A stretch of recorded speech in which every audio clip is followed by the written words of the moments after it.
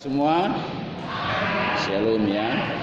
Kita selalu menyanyikan sapaan damai sejahtera yang daripada Tuhan agar tersampaikan untuk kita. Evenu shalom alaihim. Evenu shalom. Ayo tiga ya. Evenu shalom alaihim. Evenu shalom alaihim. Evenu shalom alaihim. Evenu shalom shalom shalom alaihim. Evenu shalom alaihim.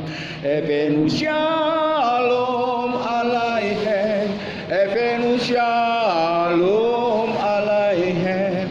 Evenu shalom shalom shalom alaihim. Ku bawa damai bagimu, ku bawa damai bagimu, ku bawa damai bagimu, ku bawa damai damai damai bagimu, ku bawa damai bagimu, ku bawa damai bagimu, ku bawa damai bagimu, ku bawa damai damai damai bagimu. Kita berdoa. Terima kasih Elohim Bapa di sorga, El Sebaot pencipta langit dan bumi, termasuk kami manusia yang adalah ciptaan-Mu, yang Engkau tidak pernah lupa untuk memperhatikan, memenuhi segala keperluan apa yang kami minta Tuhan. Saat ini karena kami merasa sudah terselamatkan oleh janji yang kudus, janji yang tidak pernah Engkau ingkari, bahwa kami akan selamat di dalam Yesus. Dan sudah Engkau mengasihi kami. Terlebih Tuhan, kami mampu saat ini beribadah kepadamu.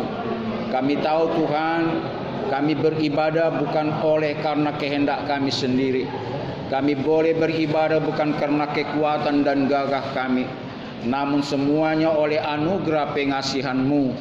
Engkau memanggil kami untuk boleh beribadah kepadamu, dengar-dengaran akan firman-Mu, sabda-Mu, dafar-Mu yang hidup, sehingga kami berkemenangan setiap hari, sehingga kami kuat, sentosa, tidak akan pernah bimbang, ragu dan takut cemas apapun dalam kehidupan kami. Sekalipun kami dalam proses hukum di tahanan Polda Sumatera Utara ini, kami Tuhan tetap bergloria, kami Tuhan bersukacita. Inilah buktinya Engkau memberkati kami, sehingga Tuhan layaklah kami memuji Engkau, memuliakan Engkau, menyembah Engkau lewat ibadah ini. Namun kami tahu kami masih daging dan darah Tuhan. Sucikanlah ibadah kami ini, hati dan pikiran kami, jiwa dan batin kami. Biarlah ini menjadi kemuliaan bagi nama Tuhan. Karena tanpa pertolongan dan pernyataan Roh Kudus sama kami tidak akan mungkin menghampiri-Mu. Lawatlah kami, Engkau yang datang kepada kami saat ini.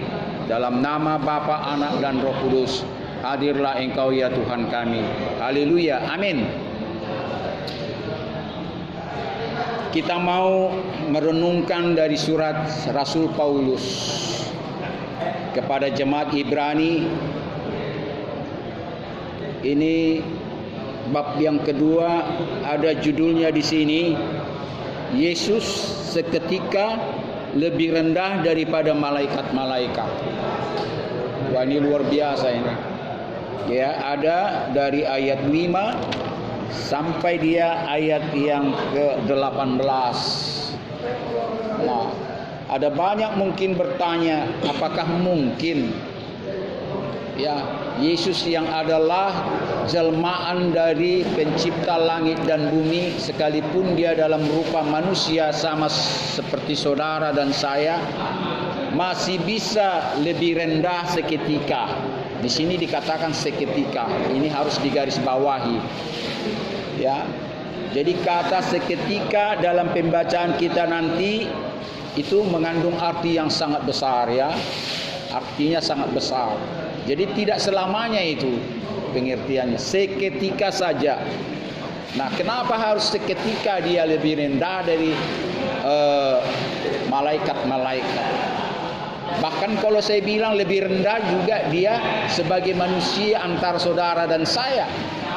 Tatkala ia lahir di kandang domba, cobalah pada zaman dia lahir, tidak ada seorang pun manusia yang dibuat di palungan.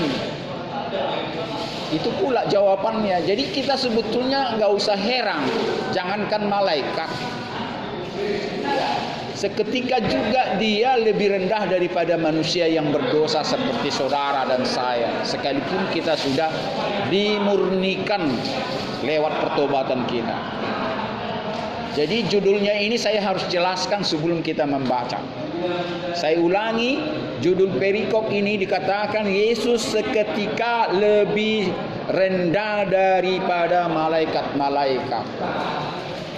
Malah saya tambahkan lagi, jangankan malaikat-malaikat, Yesus seketika lebih rendah dari orang-orang berdosa. Jadi orang, pada umumnya orang mengartikan bahwa antara manusia dan malaikat lebih tinggi malaikat. Itu pun salah.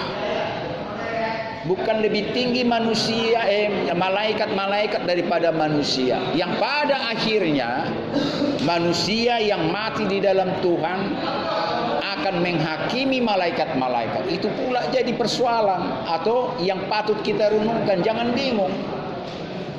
Orang yang mati di dalam Tuhan artinya dia sudah melalui proses penyucian, pengampunan dosa, sudah dimeteraikan bahwa dia sama dengan Tuhan itu sendiri, satu tubuh dengan Tuhan, bahkan dengan manusia yang namanya Yesus yang sudah diberikan di pundaknya kerajaan sorga dan kerajaan dunia ini, yang kepadanya sudah diberikan hak untuk menghakimi manusia atau dunia nanti bersama-sama orang yang di dalam dia juga menghakimi dunia ini. Tepuk tangan dulu buat Tuhan dulu. Jadi itu harus saya jelaskan, ya. Jadi antara manusia, malaikat dan Yesus yang sudah diberikan kepadanya kerajaan sorga dan kerajaan dunia, dengan kematian dia bangkit dari kematian dan naik ke sorga, dan dia sudah datang dalam rupa Roh Kudus. Sekarang ini dalam rupa Roh Kudus, tapi nanti dia datang dalam wujud seperti semula, wujud seperti dia naik ke sorga, wujud seperti dia telah bangkit dari kematian. Nah, ini harus perlu penjelasan, sehingga judul dari perikop ini, saudara dan orang-orang yang mendengar khotbah ini jangan bingung, karena saya tambah juga di situ unsur manusianya. Jadi bukan hanya malaikat-malaikat di sini, bahkan Yesus bisa lebih rendah seketika dari manusia biasa. Padahal kita ini belum terbukti mati dan bangkit dari kematian dan naik ke sorga. Sedangkan dia sebagai manusia sudah bangkit dari kematian, naik ke sorga dan datang dalam rupa Roh Kudus. Kita mau apa sama dia coba? Bagaimana kita mau melebihi dia? Ya, itu makanya saya bilang kalau seketika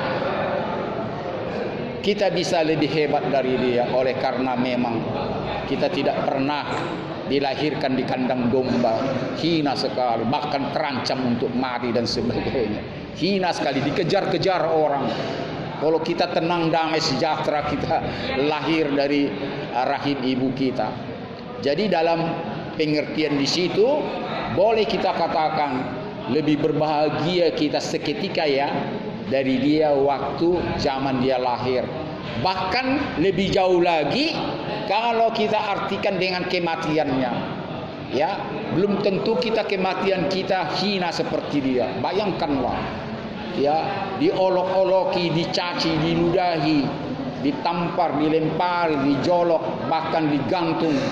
Ya, bukan hanya itu, lambungnya ditusuk dan kepalanya dikasih mahkota duri. Bukan itu saja, dikasih anggur asam. Dalam keadaan sekarat dia, ya, begitu haus tidak dikasih air minum, ya, letih lelah waktu mengangkat salib itu, yang jaraknya ya bolehlah kita katakan itu lebih daripada 3 kilometer. Ya, saya pun belum lihat jaraknya itu. Katakanlah 3 kilometer. Naik ke atas gunung, diberikan anggur asam. Jadi saya percaya mungkin mati saya tidak separah dia. Ya. Apa mungkin separah dia nanti mati kita. Jadi makanya saya bilang seketika kita boleh lebih, ya, lebih apa kalau istilah di sini? Di sini lebih rendah katanya. Dia bisa lebih rendah daripada kita.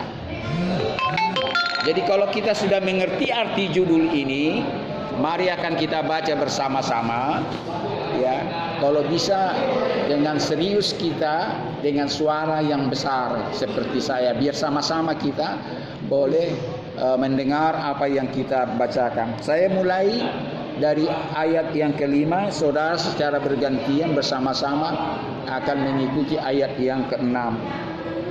Saya baca judulnya dulu sekali lagi. Yesus seketika lebih rendah daripada malaikat-malaikat. Sebab bukan kepada malaikat-malaikat telah ia taklukkan dunia yang akan datang yang kita bicarakan ini. Lanjut.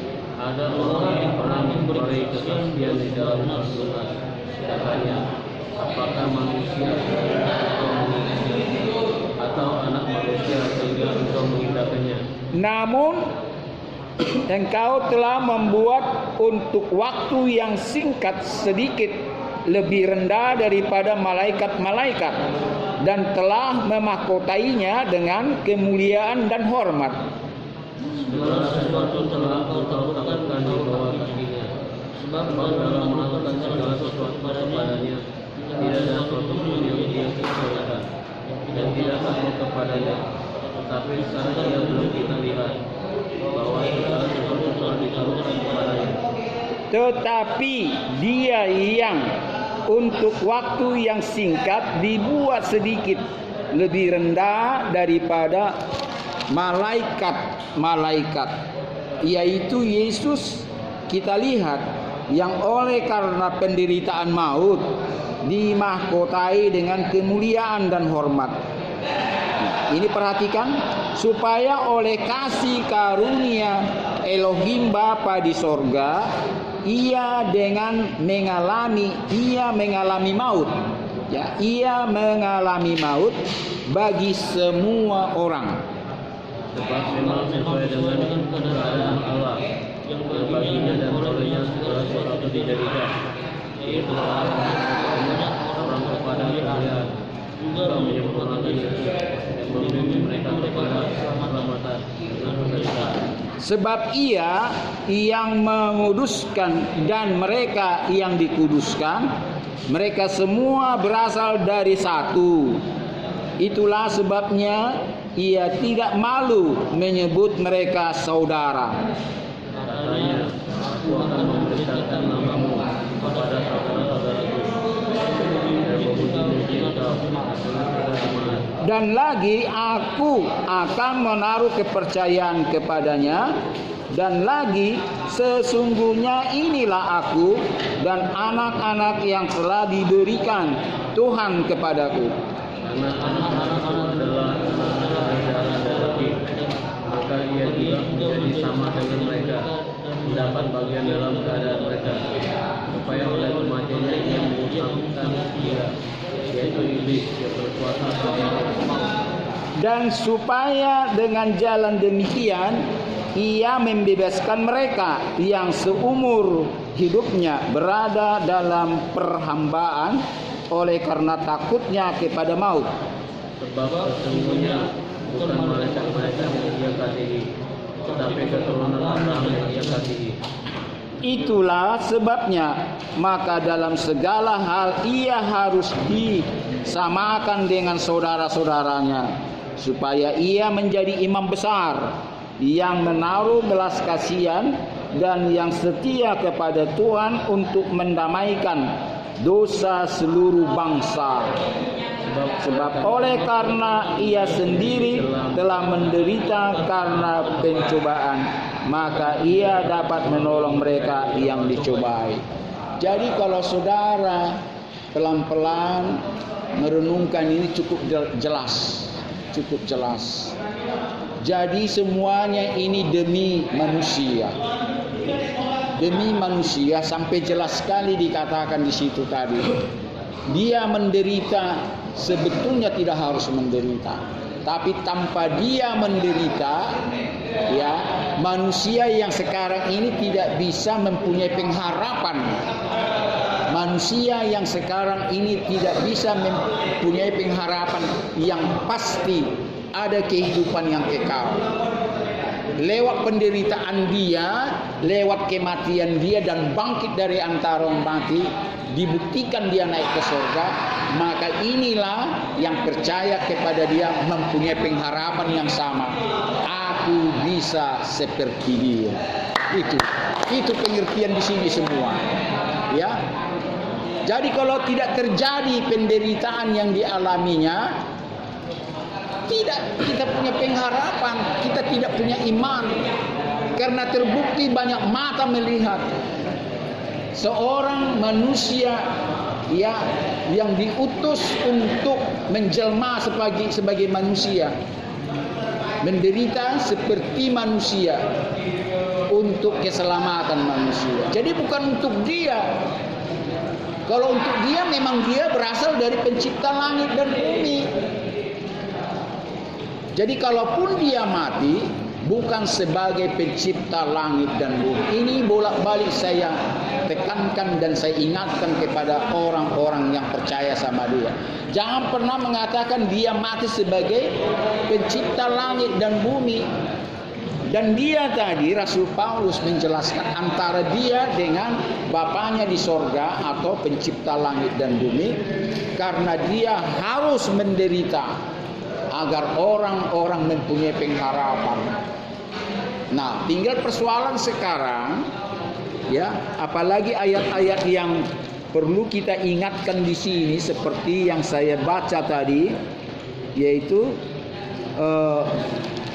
ini sangat penting sekali. Tetapi dia yang untuk waktu yang singkat dibuat sedikit lebih rendah daripada malaikat-malaikat, yaitu Yesus yang dimaksud. Kita lihat yang oleh karena penderitaan maut yang dialaminya, ya, dimahkotai dengan kemuliaan dan hormat. Ya, akhirnya dimahkotai dengan kemuliaan dan hormat karena dia sudah memenangkan pertandingan itu, supaya oleh kasih karunia Tuhan pencipta langit dan bumi, ia, yaitu Yesus, mengalami maut. Dan memang dia harus mengalami maut bagi semua manusia gunanya, untuk keselamatan semua manusia. Ini kalau kita tambahkan kata-katanya. Jadi memang saya ulangi sekali lagi bahwa kematian daripada Yesus Kristus sebagai iman bagi manusia sekarang, bahwa kita tidak usah takut dengan maut lagi.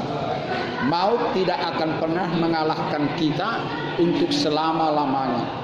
Karena di dalam maut ini hanya seketika kita boleh tinggal di dalam maut, tetapi oleh kasih karunia Tuhan setiap orang yang percaya kepada Dia akan hidup selama-lamanya. Maut tetap datang kepada kita. Ya, karena itu manusia masih mati, kan begitu. Ya, orang tua kita dan di atas orang tua kita masih mengalami kematian. Tetapi maut tidak akan pernah selamanya menelan manusia itu. Tidak akan pernah selamanya menelan manusia itu. Dan akan dikalahkan dengan oleh karena seorang manusia, yaitu Yesus, yang sudah membuktikan mengalahkan maut, tidak akan dialaminya selama-lamanya. Hanya 3 hari saja. Hanya 3 hari maut berkuasa kepada dia. Setelah itu dia menang untuk selama-lamanya. Dan kalau kita baca di ayat yang ke ini lagi, kita ulangi di ayat yang ke-14.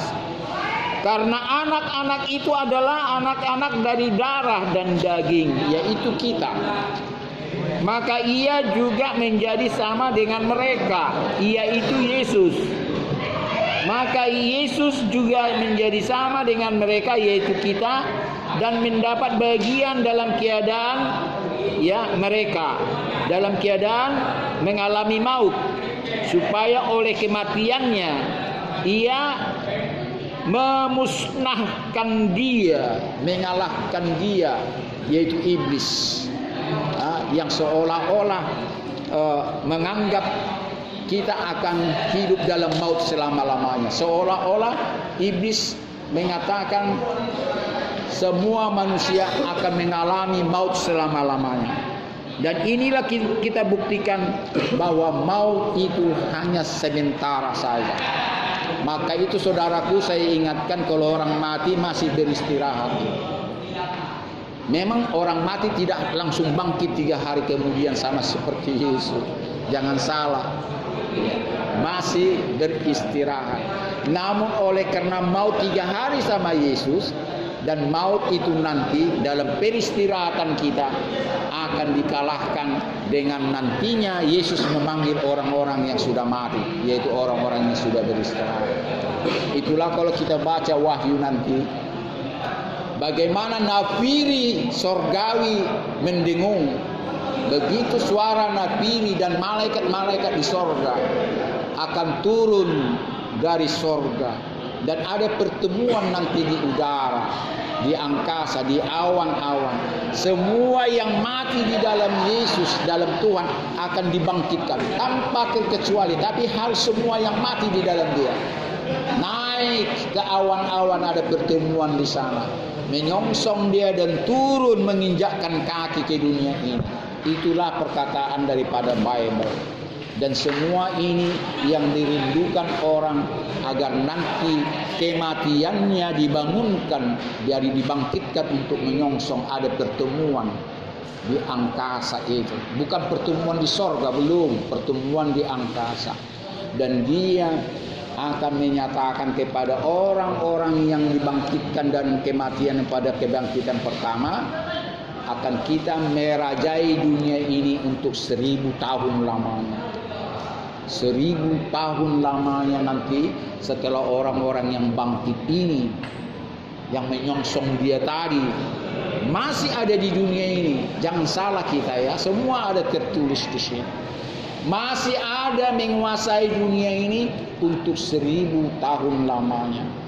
Baru setelah ini nanti orang-orang yang mati di dalam Yesus dibangkitkanlah juga. Mereka dibangkitkan, tetapi bukan untuk menghakimi, melainkan nanti untuk diberikan ke kematian yang untuk selama-lamanya. Inilah kematian yang kedua. Orang yang mati di luar Tuhan akan mengalami kematian untuk selama-lamanya. Namun kematian di dalam Tuhan hanya mengalami sekali kematian. Setelah nanti dia dibangkitkan, dia tidak akan pernah mati lagi. Inilah yang dinantikan dalam orang beriman. Inilah pengharapan yang semakin besar kalau kita merenungkan firman sabda dapur Tuhan ini siang dan malam. Saya percaya kalau saudara tidak hanya cukup mendengar firman ini sekarang dan penjelasan saya ini sekarang, saudara akan mendapatkan kebenaran itu. Jangan cukup hari ini atau saat ini. Gali lagi kebenaran itu dengan menggali sendiri apa yang sudah saya sampaikan. Dan apa yang saya sampaikan tadi tidak ada saya kurangi dan tidak ada saya tambahi. Ya. Di sini waktu kita terbatas. Kalau kita buka-buka nanti di ayat sini habis waktu kita. Namun lebih berbahagia saudara nanti menemukan ayat itu, apa yang saya katakan itu. Percayalah, daripada saya tunjuk saudara baca ini, tidak terlalu berarti. Karena itu yang saya alami. Ya, saya lebih banyak menemukan ayat-ayat yang menguatkan saya temukan sendiri. bukan dari orang berkata-kata, saya catat, saya baca, tidak. Saya lebih berbahagia, saya lebih senang lagi mencari ayat-ayat yang menguatkan saya. Memang tidak semua ayat dapat menguatkan kami. Ya, ada ayat-ayat yang menguatkan. Ya. Itulah saya bilang, nanti kalau saudara penasaran dengan apa yang saya sampaikan itu, semua tertulis di situ dalam Perjanjian Baru, the New Testament. Ya, the New Testament, bagaimana nanti akhir daripada dunia ini. Ya, karena itu saudaraku, mintalah kekuatan daripada Tuhan senantiasa dan mintalah penyertaannya sekalipun saudara terbelenggu di dunia ini oleh karena pelanggaran hukum pidana, namun Tuhan bisa membebaskanmu, bisa membebaskan rohmu untuk bersama Dia hidup sehari-hari. Inilah luar biasanya. Dia tidak selamanya menghukum dan dia tidak selamanya mengingat-ingat dosa orang lain, dan dia tidak selalu menyimpan dendam, dan dia tidak mau itu. Karena itu dia datang ke dunia ini agar dunia boleh berdamai dengan Tuhan. Itu tujuannya datang kemari, bukan tujuannya mau menghukum sebetulnya, bukan. Bagaimana manusia biar selamat? Ya, dosanya dihapuskan kalau manusia itu mau mengaku dosanya. Dendamnya dibuang kalau manusia itu menyesali perbuatannya. Ini aja syaratnya. Sekalipun dia tahu sebetulnya tanpa pertobatan tidak akan pernah ada keselamatan. Ingat itu. Pada dasarnya manusia itu sudah berdosa. Ya, apapun ceritanya, pada dasarnya manusia itu sudah berdosa. Namun dosa turunan, dosa dari Adam dan Hawa sudah memang diberikan pengampunan lewat kematiannya. Sekarang dosa yang kita buat sendirilah. Ya, dosa nenek moyangmu tidak pernah melekat lagi kepadamu. Namun dosa nenek moyangmu itu ini selalu memanggil untuk saudara dan saya melakukan itu. Inilah dosa-dosa nenek moyang kita dulu, dipengaruhi kita untuk masuk di dalam hamba dosa lagi. Karena secara manusia memang tidak mungkin manusia bisa menerima. Lebih berbahagia orang memberi daripada menerima. Tidak masuk akal saudaraku. Mana bisa masuk akalmu? Lebih berbahagia orang memberi daripada menerima. Tapi firman Tuhan mengatakan, Yesus mengatakan, jika engkau mengasihi sesamamu manusia, lebih berbahagia engkau yang memberikan kasih. Percayalah. Jadi memang apa kata dunia tidak semua bisa, ya, seperti apa kata Tuhan Yesus, apa kata firman. Pada umumnya memang selalu bertolak belakang dan bertolak belakang. Karena itu bagi saudara-saudara yang sekarang ini yang merasa masih belum selesai dosa dan pelanggarannya, belum minta pengampunan, belum bisa mengaku dosa kepada sesama manusia dan kepada Tuhan, selalu tema-tema saya adalah selesaikan urusanmu perkaramu. Karena kita tidak tahu ajal kita menjemput. Karena apa? Sering saya katakan, kalau saudara dan saya sudah mati, tidak ada lagi pertobatan. Tidak ada pertobatan dalam kubur. Tidak ada pengampunan dosa dalam kubur. Pengampunan dan pertobatan pada saat saudara masih hidup. Pergunakan masa hidupmu. Ini makanya saya katakan dimanapun tema-tema khutbah saya, pergunakanlah pertobatan, pergunakanlah pengampunan dosa. Dan Yohanes Pembaptis sendiri yang mendahului Yesus, dia mendahului kelahirannya dan mendahului berkhotbah. Ya, Yohanes Pembaptis selalu mengatakan, bertobatlah karena kerajaan sorga sudah dekat. Bertobatlah karena kerajaan sorga sudah dekat. Dan saya, kalau saya perhatikan ada banyak hamba-hamba Tuhan, selalu tema-temanya ya berkisar macam mana itu soal ritual-ritual beribadah. Saya paling tidak suka berbicara tentang itu. Karena ritual beribadah ini berbeda-beda. Gereja saudara tidak akan sama dengan ritual dengan gereja saya. Ya, saya tidak suka dengan itu. Tetapi itulah bagian per bagian. Ada karunia hanya menyebut, ya, hanya itu saja temanya, ya. Namun itu tidak membuat saudara bisa menyadari dosa dan kesalahanmu, mengajak saudara untuk bertobat. Ya, saudara bisa lihat di YouTube. Ya, banyak sekali orang mempersoalkan, berdebat soal nama pencipta langit dan bumi.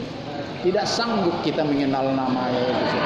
Tak usah saudara tahu pun namanya, saudara bisa beribadah kepada dia. Siapa bilang itu? Ya. Saya sering katakan itu, sampai sekarang lidah orang Cina mah nggak bisa bilang Yesus. Enggak, itu sudah kebiasaan. Apa dipaksakan harus Yesus? Ya sudah, kalau mereka cu Yesus ya sudah. Kok dipersoalkan gitu? Nah inilah kita harus mempunyai pengharapan, bukan persoalan-persoalan kepintaran masalah mengenal firman Tuhan, tidak. Bukan cari kepintaran. Apa gunanya saudara pintar, saudara ahli seperti orang Farisi? Di sini yang paling pintar masalah firman Tuhan sudah tertulis, orang-orang Farisi. Tidak ada melawan mereka itu. Tetapi bukan kepintaran ini menyelamatkan. Apa gunanya saudara mengetahui, tapi saudara kalau tidak melaksanakan, buat apa itu? Lebih bagus saudara tidak mengetahui, tetapi saudara melakukan kehendak Tuhan. Dan saya sering tidak melayani orang yang berdebat tentang teologi dan sebagainya. Ya, beribadah harus begini, memanggil dia harus begini. Ya, saya tidak mau dengan itu. Jadi untuk saudara dapat merasakan kebenaran firman Tuhan dan mengerti bahwa seketika Yesus bisa rendah dari manusia dan malaikat, cukup saudara merenungkan firman Tuhan, bukan dengan istilah-istilah dan sebagainya. Ya, tidak usah sampai ke istilah-istilah itu, dan minta kebenaran daripada Tuhan. Ya, hati saya terbuka sama siapa. Ya. Jadi kalau banyak sekarang ini ilmu teologi, sarjana teologi berdebat ya masalah kerajaan sorga itu, berdebat masalah kepintaran dia, tanpa mereka mengajarkan pertobatan, semuanya tak sia-sia itu.